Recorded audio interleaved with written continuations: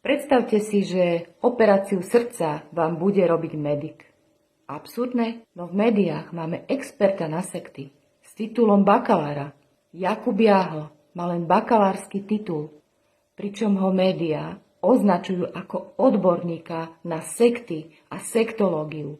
Vedný odbor, ktorý v skutočnosti neexistuje.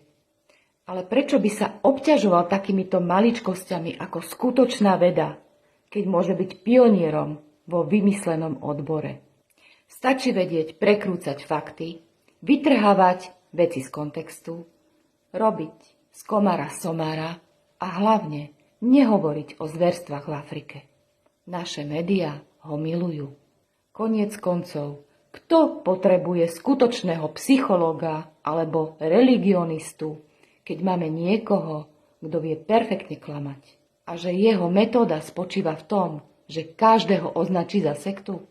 A keď niekto spochybní jeho kvalifikácie, má perfektné riešenie. Obviní ich, že sú súčasťou sekty. Geniálne, nie? Kritika rovná sa sektárstvo. Pozrite sa, čo sa dialo v Afrike. Jasné, Jakub tvrdí, že svedkovia si to vymysleli. Otázkou je, prečo sa tak veľmi bráni tomu vybrať sa do Tanzanie?